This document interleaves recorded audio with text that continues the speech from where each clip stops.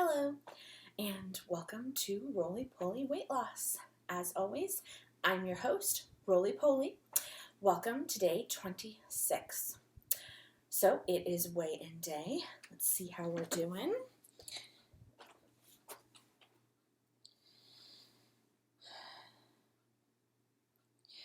$273.4. Not great. I'm going to have to look at that.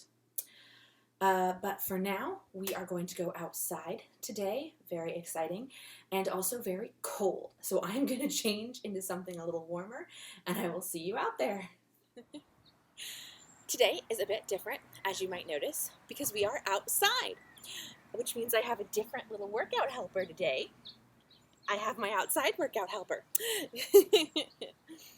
And yes, I have an inside and an outside one. Yes. And we are outside because we're talking about trampoline exercises today, and that's where mine live. Yes. Now, there are two parts to this: big trampolines and little ones. Yes. And the little ones are also called rebounders. So, Time published an article talking about a study performed by the American Exercise Council, and this is what they found. Trampolining was found to be moderate to vigorous intensity exercise, with about the same physical effects as running 6 miles per hour, biking, or playing football, basketball, or ultimate frisbee. Yet, when people were asked to rate how exerted they felt, they gave scores more consistent with light to moderate intensity, suggesting that the workout felt easier than it should have. So, it feels easier to do compared to how much of a workout you get, which is great. So I'll start with the little rebounder. Now to note, a rebounder is actually low impact. Livestrong explains this, though it seems kind of counterintuitive. Jumping on a mini trampoline may appear to be high impact, but is considered to be low impact plyometrics. As long as your knee problems are not debilitating, jumping on a mini trampoline is a suitable exercise for someone with bad knees. So if you want to get technical, they elaborate a bit. Compared to a regulation-sized trampoline, a mini trampoline reduces the amount of gravitational pull exerted on your body as you rebound, which effectively cuts down on the strain that is placed on your knees. The size of a mini trampoline's rebounding surface, generally 3 feet in diameter, is much smaller than traditional trampolines and thereby limits how high you can jump. The mini trampoline's ability to limit rebounding height, combined with the elasticity of the rebounding surface, makes jumping on a mini trampoline a relatively safe type of exercise if you have knee problems. Whew! So as I said, a bit technical, but good to know. Now, they also suggest wearing shoes. Oh. Wear appropriate athletic shoes when rebounding on a trampoline. Athletic shoes provide stability and extra cushioning to absorbs impact. Exercise at a low to moderate intensity on a trampoline to regulate the amount of strain that is placed on your knee. So, go ahead and get started with low impact on the baby one, and with low intensity, build your way up. So that said, this is mine. And I got it on Amazon, and it is currently only $30.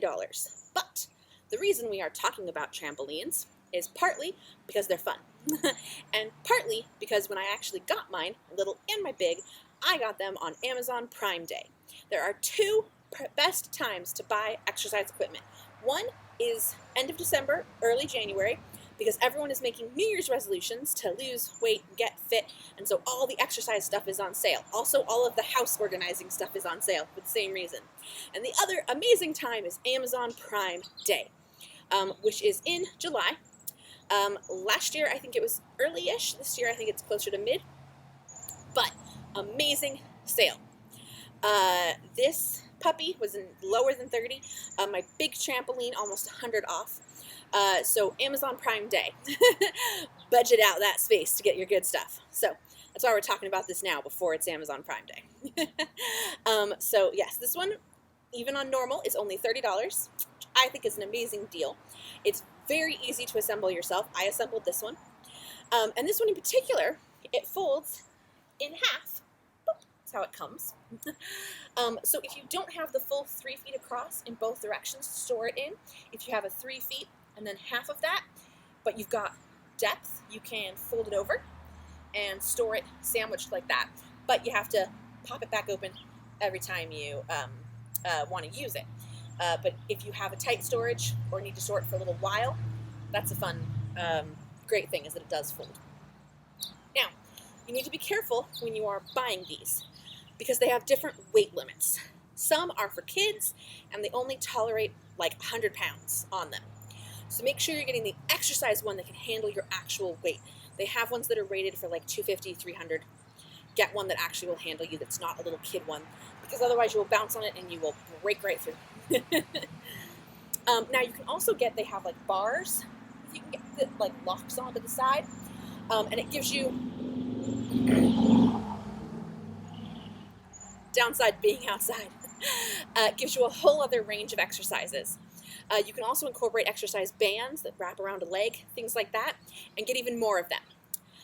And as always, you can add dumbbell or ankle weights to give yourself more resistance. But we're just going to stick with just the trampoline for now.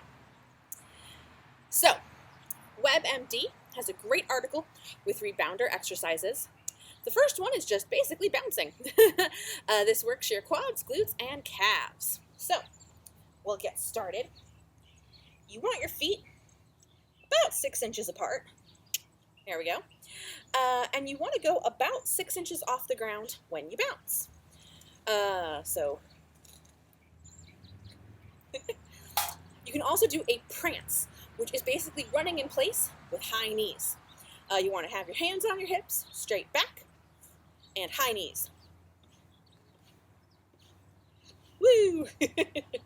And try not to bring your head down to meet your knees.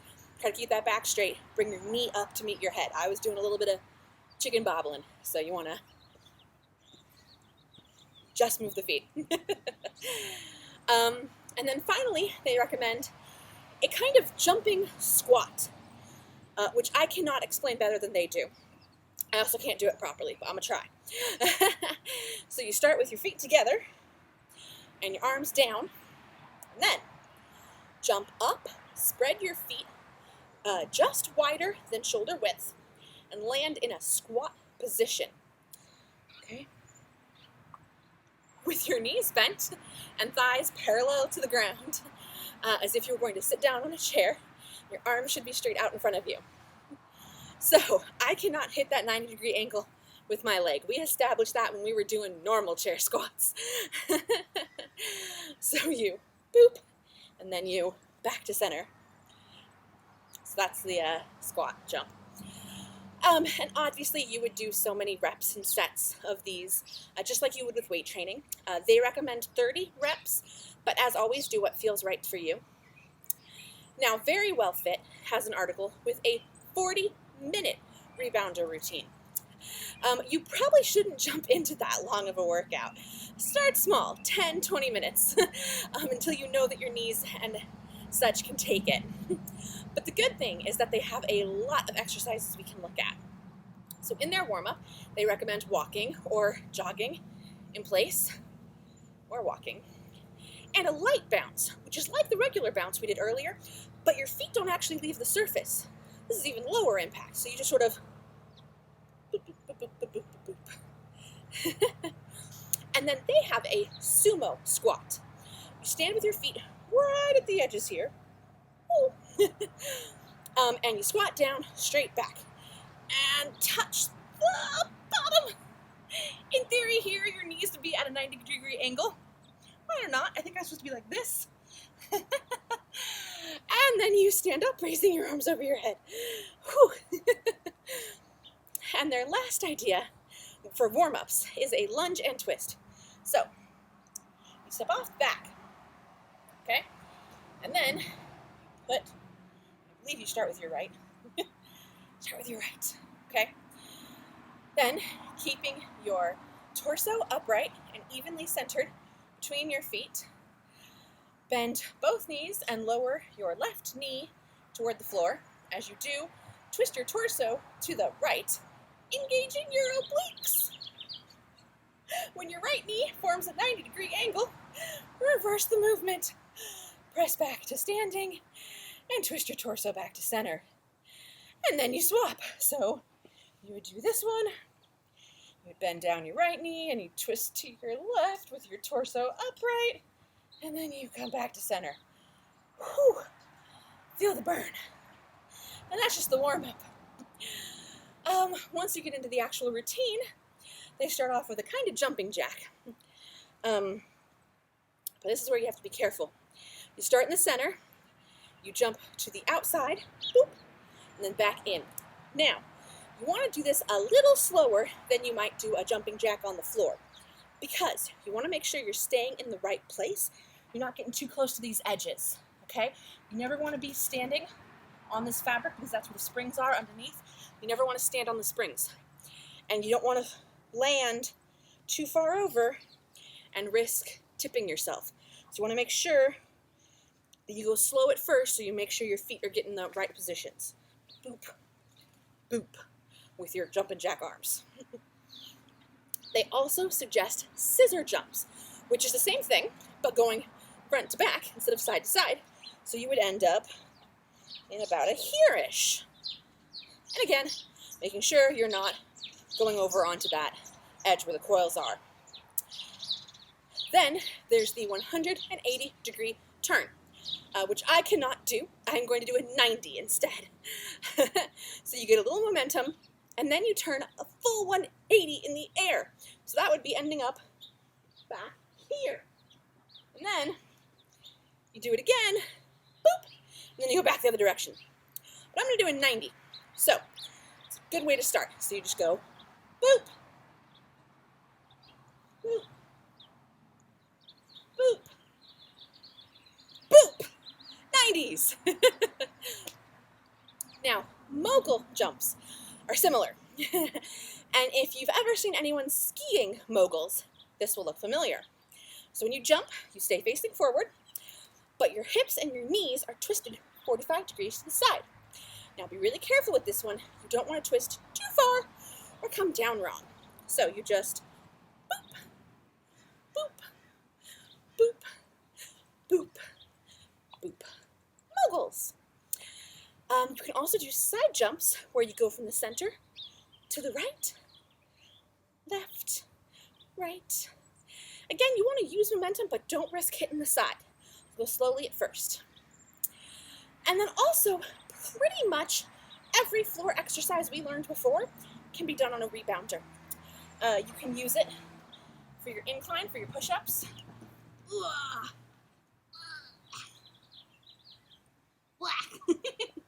Yes. You can use it for your bird dog pose. You can use it for your crunches. Okay? You can have a little workout helper help you. Yeah. So you can use it for a slightly more flexible floor for your crunches, bird dogs, whatever. Now, on to the big one. So, as I said, this is my big trampoline. And I got mine on Amazon's Prime Day sale for a huge discount. It's normally $300, and I got it for just over $200. So again, that is the reason I don't work for Amazon. I don't shill for them. I just think if you're gonna get stuff, get it cheaper. It's the best way to do it. Also, as you can tell, it's a very foggy morning. This is very wet. My feet are all wet right now. But so, as I said, if you can, save the money. It's a great deal. If you have access to a big trampoline, there are some great exercises you can do. Now, this one, clearly, has more impact. So you want to be careful. And then I also get winded pretty easily because I'm still very roly-poly. as you might guess. So I have to sit down in between or stuff in between. So first, basically, anything that we did on the little rebounder trampoline, you can do here. So you can bounce, woo! You can do that little bounce, the light bounce, where you're not, woo, it's harder to light bounce. Okay, where you're not leaving the actual surface, you're just doing a little bounce, a little bouncy, okay? But be careful, because this thing can get you momentum pretty quickly. So you can walk, you can jog, you can do those high knees, woo, high knees. You can also do, there are these like butt kicks. It's kind of like the high knees but in reverse, so you're trying to like kick your butt every time. Woo! And then you can also do all of those star jumps and scissor jumps. You can do the jump to the side, woo! And you have much more room to move here, so you don't have to worry about hitting the side. Whee! You still want to make sure you're not risking hitting the side where the springs live, because again, not safe, and you don't want to go flying off the edge. All right, so Livestrong actually has a whole article about the big trampoline with exercises. There's also a max jump, where you get a bit of momentum going and try to get as high as you can. And I like combining this one with something else, which is just fun, which is sitting and trying to bounce back up. So first we're going to do just a normal max jump, okay? Get a little momentum. Woo! You bend your knees a bit. There's those butt kicks coming in. You want to try to stay as center as possible when you're going high. Again, you don't want to get to the side and risk injury. Okay, and this is where I like to have fun. Get momentum. Woo! Ah! And I did it! And really, that's just for fun, to see if you can go to a sit and all the way back up on your feet. And I often don't get it. So, you have to be careful, as you can guess. When you do this one, you risk, if you can't bounce all the way up properly onto your feet again, you run the risk of bending your knee or hip kind of wrong. But that said, it's also really fun just to sit. So, you can get some max height going. And sit!